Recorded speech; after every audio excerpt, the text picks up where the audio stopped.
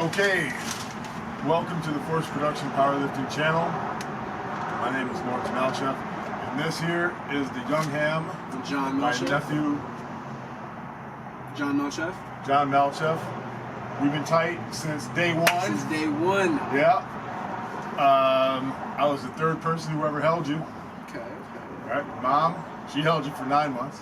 Your dad held you, and then I held you. Nice. Right? So that was a great day when you were born, man. Thank you.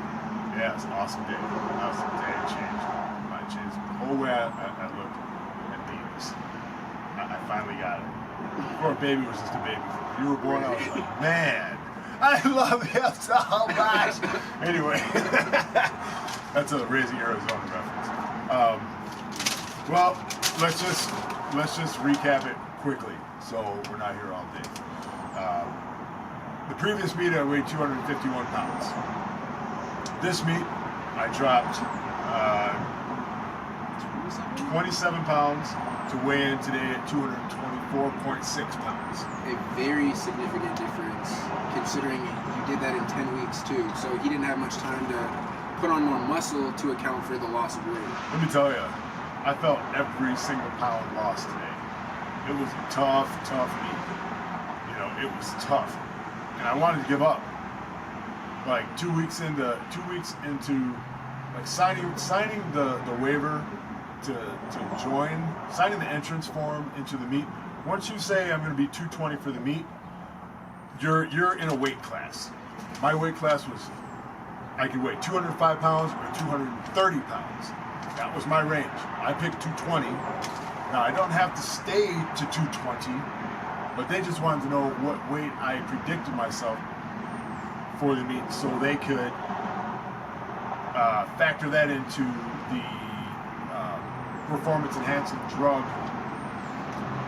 thing, the way that they try to determine who's being a good boy and girl, who's being a bad boy and girl. So that's why they ask you what weight you predict you'll be, because they look at your records and they say, well, he was at 250 when he lifted this. Now he's at 220 and he lifted this. Does this show signs of drug, of him taking any sort of performance enhancing drugs? And they didn't test me this time around because my numbers, because I didn't lift as much. But it's significant. I lifted 54 pounds less this meet than the previous one, ultimately because of the weight loss. And because I didn't stabilize my weight earlier on when I should have. And that's because I wasn't as mentally disciplined in the beginning of this 10-week program as I was. Coming out at the other end, I'm much more mentally disciplined. Now, my numbers from the previous meet were 408-pound squat, a 247-pound bench, and a 495-pound deadlift. The last time. This time around, I didn't beat my last squat. I registered a 368, even though I went for a 413-pound squat. I missed that one because it was just too much at the bottom of the hole. You have to take the squats deep, and I need more practice. I need a new training protocol for working myself out of the bottom of the squat. I just didn't have the power. I matched my bench, which totally surprised me. I missed my third attempt on the bench. No, I didn't even take a third attempt. Yeah, you wanted to conserve your energy. Right. My first opener for bench was 247 pounds, just like the last meet. And then I went for a 256, and I got the 256 to maybe about that far off my chest, and it wasn't going. The deadlift, I deadlifted 495 the last time. Today, I got a new PR at a body weight of 224, 502 pounds. Although my coach would have liked to have seen me deadlift 540. I would have loved that too. But here's the thing. When you do a powerlifting meet, let's say you do a meet and there's 100 people. And there's 2 platforms for lifters to lift on. They divide the people up as evenly into groups or flights. My flight had 5 people in it. I don't know how they decide the flights exactly, but my flight had 5 people in it. So that gives me 0 time to rest. those flights were moving so fast today. It was like I would finish a lift, find my way back to my seat to rest, and it was time for me to do the second one. Then I would do that one, come back and rest. Time for me to do the next one. Now, after you do the squat, they remove the squat racks. After everyone's done squatting, we move on to the bench portion, and then everybody's got to go around again. So there were 3 flights on my platform. First, and I was in the third. No, there were 4 flights. I was flight 3. The first 2, hardly anybody in those either, and it went around so fast I hardly had time to warm up. There were a couple of times I was late coming to the platform, and they knew that because they had to allow people time to warm up. So they added on an extra 2 minutes once you finally made your way up there, if you were slow in warming up, because there's a lot of people trying to warm up backstage with very little equipment. So they're great in allowing the time for that. But those small rest periods, the only reason why this meet didn't utterly destroy me was because of all the sprinting and getting through the workouts. You have to get through the training fast. It's no time to make buddies in the gym outside of just being cordial with people. But use it to build your stamina instead. I mean, there's always time to make friends, but it's called training. You're there to train. Shut up and lift. That makes so much sense to me now. Shut up and lift. You got stuff to do, because you may show up to the next meet and maybe 2 to 3 minute breaks from one lift to the next. And these are max attempts. Right, yeah. You're not just lifting like light weights. This is as much as you can lift, almost. Like I put the pedal to the metal on every single lift today. I went for everything I had at a bodyweight of 224. And I found out what I was capable of. And I know what I could have made had I chosen a lighter lift, but I wanted some glory, and I wanted to see really where I was. So I found that out today. Yeah, I think you gained more from doing that than you would have from just going easy at it. So mission accomplished. And I got 2 new PRs, and the new squat PR is going to have to wait. And all the new PRs the next time around, I'm definitely getting them all, because I'm probably not going to do another meet for maybe another 6 months. I'll probably wait till the end of the year, maybe even the beginning of next year to do a meet. But I'd love to do a meet in Norway. Me and you and my best friend go to Norway and do the meet out there with my coach, which would be awesome, because he'll probably be recovered from his shoulder surgery. And you want to see somebody light some stuff up, you want to see my coach. He'll be 48 with a 760-pound squat. His bench will be poor, because his shoulder's screwed. But his deadlift is just as big as his squat. He's an amazing guy. And Coach John, thank you, man. It's great programming. And the next meet, I really do want to do it in Norway. I want to train for that. The meet you do, I want to be there to do that. That's what I would really love to do. So let's see if we can't make that happen. And if we can't, then I'll do the meet. I'll do a meet at the end of the year. But now, maybe some viewers are wondering, what's my plan from here on out? My plan from here on out is to train at a body weight between 230 and 240 pounds, only eating clean food. Just clean. And there's a guy at my gym, Charles, who says, man, you don't need the carbohydrates to get a carbohydrate to get a sugar spike. You can just overeat protein and fat, because ultimately your body will have to convert those things into carbohydrates in some way to get the energy from it, because that's what the body does. It's terribly efficient, right? Or you can eat vegetables that are higher in sugar to get the fiber that you need and get the sugar that you need. You can get it from vegetables, so I just have to find the correct vegetables. They can be like a sugar spike, and learning how to say no to me wanting to really go and have fun, like with sweets and stuff. It was not an option. It was not an option. I couldn't do it. I had to be on the spot this time around, because I only had 10 weeks. It was 27 pounds. And that's body fat, man. It ain't water. That's body fat. You don't do that by cheating at all. just you don't do it. Not obtainable through cheating. That is not obtainable through cheating. I did one time. I cheated with caffeine, but I paid the price for it. Remember that day? We went to the RPG, the gym. Okay. The first time we went there, we had a horrible day. Every squat felt like a weight of ton. Yeah. You were complaining after that. Vicious, after that man. workout. Yeah. That shit hurt. I mean, it was like I'm squatting 225 pounds and it felt like 900 pounds. Right. And it's because I lost weight dirty. Caffeine was the dirty way I lost the weight. I depleted myself of all my electrolytes, my water.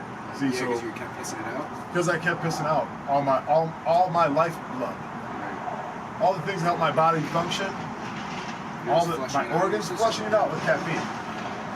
So I'm jumping on the scale and I'm seeing lower numbers and I'm happy, and I'm thinking, well, yeah, I could just grunt through the work. No, you can't do that. You know, my coach got on my ass about that and said, look, man, you ain't gonna make it if you can't put away the caffeine and the soft drinks and the coffee and the tea, because you're losing the fluid that you need to help your muscles work. Right. You're just screwing yourself and you're going to fail. And so I had to go back into early snake diet mode and just say, look, man, you know, powerlifting for the rest of your life at a high level, no matter what age you are, it's all relative.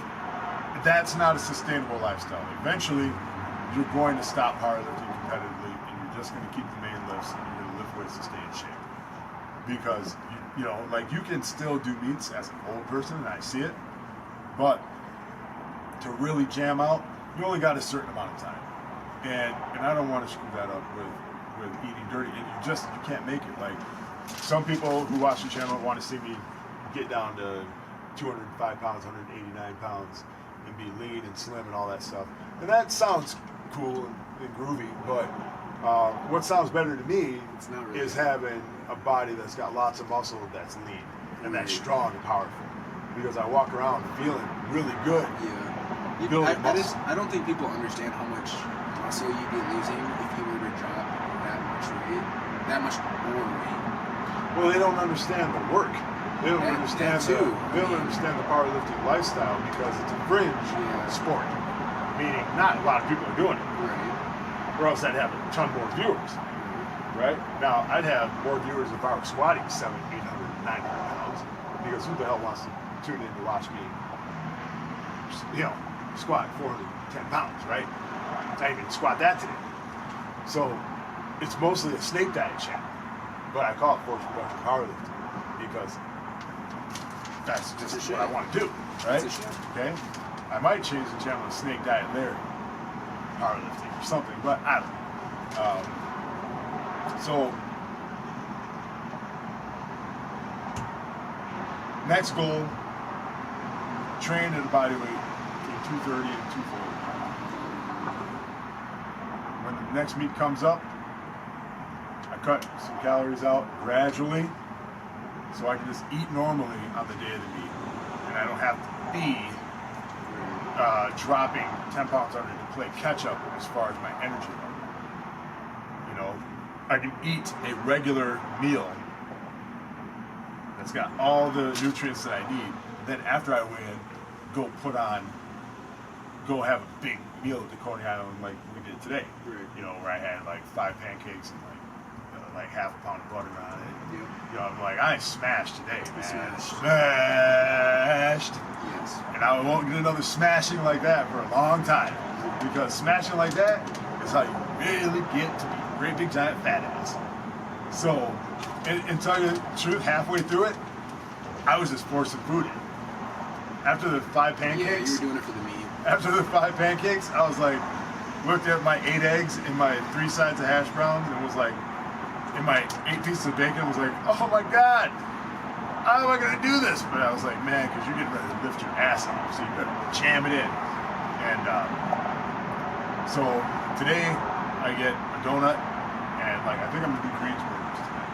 That sounds With great. fish and sliders and like chili fries and shit. And then tomorrow, before I go meet my brother for golf, I'll eat the last donut that I have, and then it's back to business, right? So my body composition now can change. right around in between 2:30 and 2:40. You eat clean, eat plenty, eat clean. Eat when you want to eat when your body's telling you to eat, and eat clean. Clean, clean, clean. And you don't have any worries. I can eat 3 pounds of chicken, a pound of bison, and a pound of tuna in the morning with a large sweet potato. If I eat around 6, 7 a.m., I can eat all that food. By the time I wake up tomorrow, 6, 7 a.m., I've lost that in 2, 3 more pounds. Because it's clean. There's no fat in it. Straight protein. Straight up protein, right? And the sweet potatoes provide a ton of the electrolytes, right? Good electrolytes. Yeah. And no bad sugars in it. And what if I want to chop up, take a multivitamin, some fish oil, some vitamin C, eat a piece of fruit, and chop up some broccoli and cauliflower with it, right? I get every mineral that I need. Right. And drink my snake juice. You're good. No caffeine. I get deep sleep. My body's now ready to go to the gym, and it trains better off the caffeine. Because what happened with all the caffeine I was drinking when I was losing weight, dirty, with the liquid, with the tea and coffee, the caffeine it deadens the way you sense how tired you are. Today, I drank that double shot of espresso after the bench.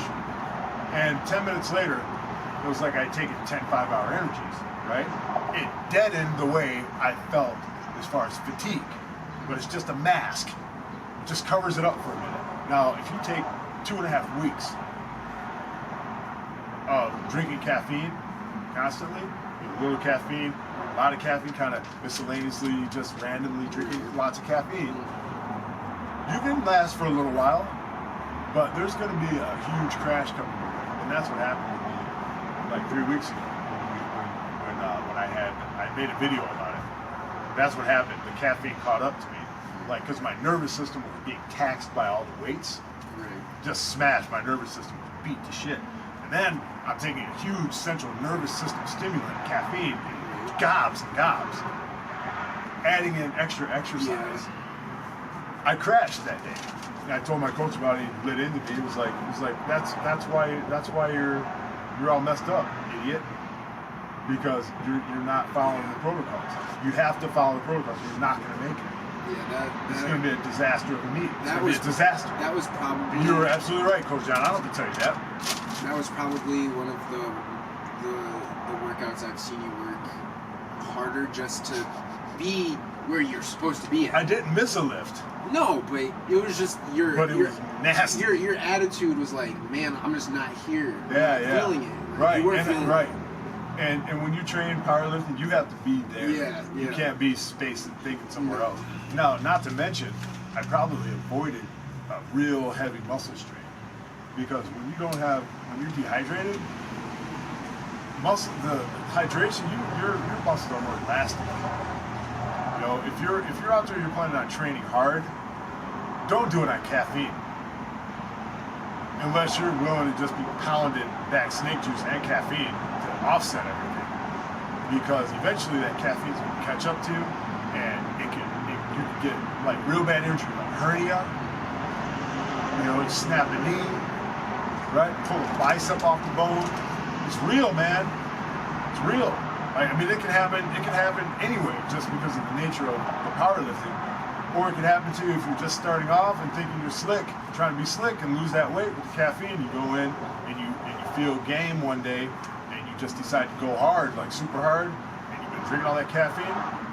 You're gonna pull something, set yourself back, get hurt, and hopefully it won't be something that requires surgery for a hernia, where your guts drop into your groin. That's like the most common one. It's bad news, man. There's a lot of stuff out there. There's a reason why you have to be smart when you do this. And if that's not in your plan, you shouldn't have coffee in your plan either. Keep it real minimal. Keep it real minimal. Right. And see, the thing about caffeine is that it's addictive. And so Yeah. it gives you that This shot is of true. dopamine, Yeah. and you kind of feel You naked without yeah. it. I you mean, know? if you're drinking it every day, you would definitely That's feel right. naked without Like it. I'm yeah. done with coffee. Like today, I had my coffee to serve a purpose. Right. Yeah. You only drink coffee when you need coffee. Please. Shit is done now. Please. It's done.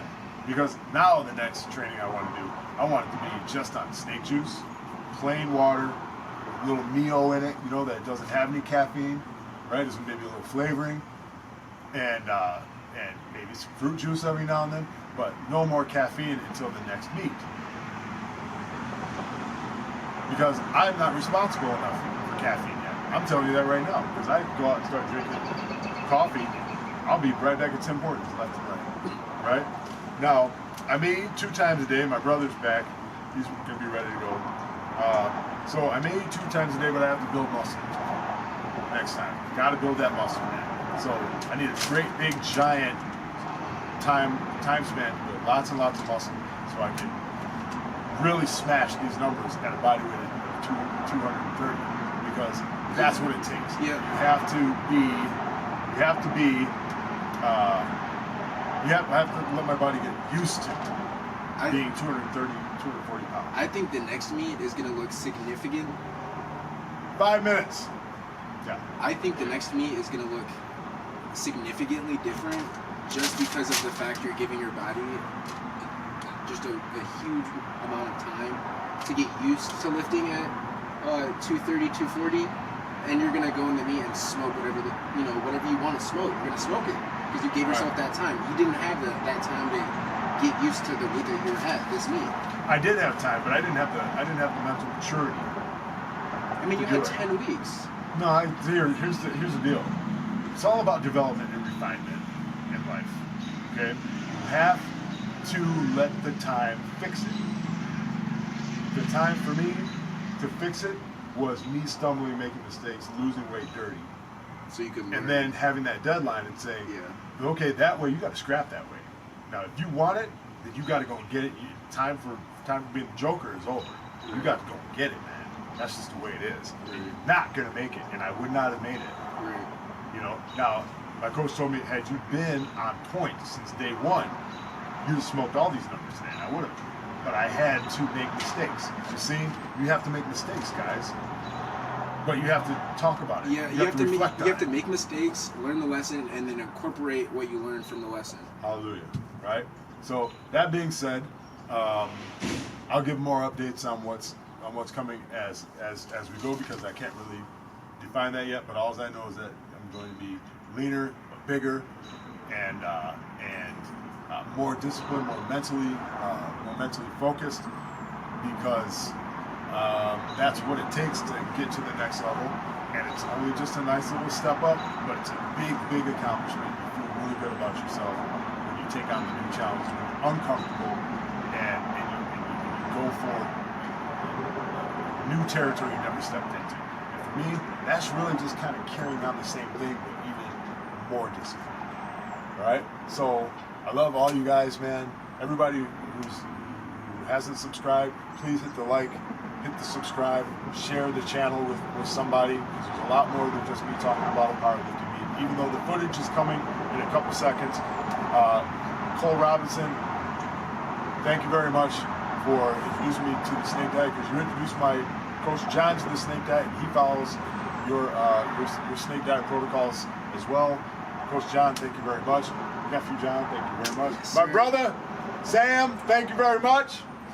And Snake Diet Sasha, Bike Babe Jen, Lady Jen, all the Joy and Michelle, the ladies from down south, the 2 hot mamas down there. Look forward to talking with you more. We still need to do a collab video. Let's see, Vanessa da Trindade out in Portugal. Thank you very much. I haven't talked to you in a long time.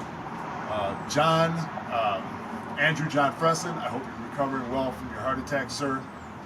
Kim's Body Design, can't wait to hear from you. Fire Rose, who else? Who am I forgetting? I'm missing my brother, Wanishi, Jackie Hunter from I think it's Oklahoma. Don't kill me if I get that wrong. but my Native American brother, how you guys doing down there? Hope you're still training hard. Anybody who else I forgot, I'm not forgetting you. I just running out of time because now we got to get to this meat footage, and I'll see you guys in the next video. I'll see you. You guys All have right, a good guys. one. Thank you. All right, man. I'm shooting a video of this. Oh, yeah, my fault, man. No, you're good. You're good. Thank you.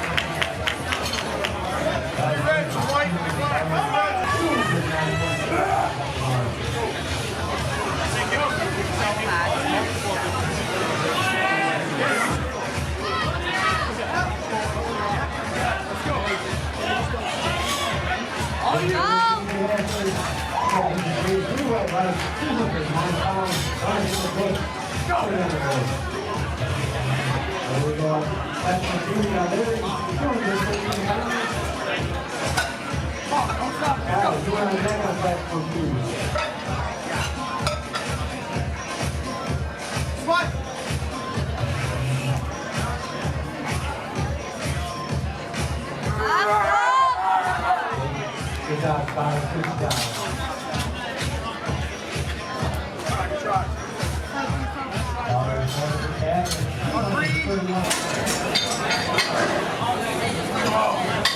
Alright, Forrest Delta from down in Cycle 2, still for 238 pounds.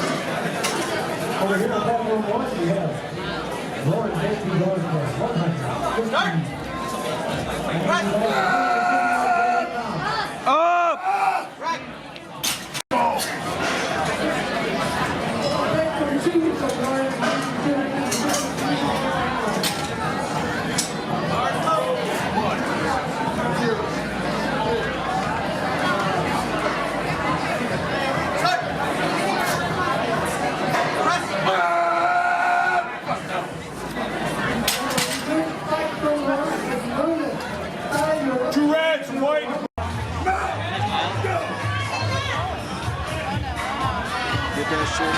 Get that shit, kid.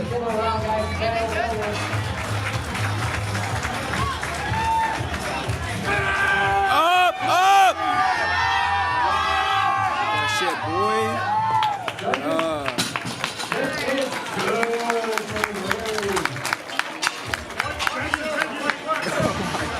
Yeah.